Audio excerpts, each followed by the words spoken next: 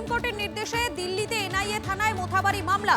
দিল্লিতে এনআইএ থানায় মোথাবাড়ি নিয়ে মামলা দায়ের করবে এনআইএ। বিস্তারিত জানবো, আমাদের প্রতিনিধি সুজয় রয়েছেন আমাদের সঙ্গে। সুজয়, দেখো, সুপ্রিম কোর্টের নির্দেশের পর আজই দিল্লিতে এনআইএ যে বিশেষ থানা রয়েছে সেখানে মামলা রুজু হতে চলেছে মোথাবাড়ির ঘটনা, এবং একটি নয় একের বেশি মামলা রুজু হতে পারে তেমনটা সূত্র মারফত খবর। এবং দিল্লিতে যেহেতু এনআইএ থানা রয়েছে, মামলা রুজু করার পর সেই এফআইআর কপি পাঠানো হবে কলকাতায় এনআইএ যে আদালত সেখানে পাঠানো হবে, এবং আদালতে এফআইআর কপি জমা পড়ার পর তদন্তকারীদের তরফ থেকে অভিযুক্তদের প্রোডাকশন ওয়ারেন্ট অর্থাৎ নিজেদের হেফাজতে নেওয়ার আবেদন জানানো হবে। তার কারণ যেহেতু অভিযুক্তরা এই মুহূর্তে রয়েছে মোথাবাড়ি থানার হেফাজতে এবং কালিয়াচক থানার হেফাজতে, তাদের থেকে যে সমস্ত অভিযুক্তরা রয়েছে তাদেরকে নিজেদের হেফাজতে চাইবে এবং তারপরেই তদন্ত শুরু করতে পারবে। এবং আজকেই সেই প্রক্রিয়া অর্থাৎ এফআইআর রুজুর যে প্রক্রিয়া, মামলা রুজুর যে প্রক্রিয়া, সেই প্রক্রিয়া সম্পন্ন করতে চাইছেন তদন্তকারীরা। ইতিমধ্যেই প্রাথমিক তদন্ত রিপোর্ট সুপ্রিম কোর্টে জমা পড়েছে, তার উপর ভিত্তি করেই তারা তদন্ত এগিয়ে নিয়ে যাবে এবং রাজ্য পুলিশের যে মামলাগুলি রয়েছে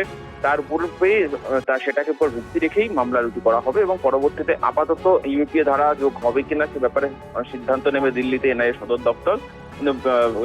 রাজ্য পুলিশ যে সমস্ত ধারাতে মামলা রুজু করেছে সেই ধারাগুলিতে থাকছেই, পরবর্তীতে নতুন ধারাও সংযোজন করা হতে পারে এবং সেক্ষেত্রে যদি দেখা যায় ইউপিএ ধারা যোগ করার প্রয়োজন, সেক্ষেত্রে ইউপিএ ধারাও যোগ করা হতে পারে বলে এনআইএ সূত্রে খবর।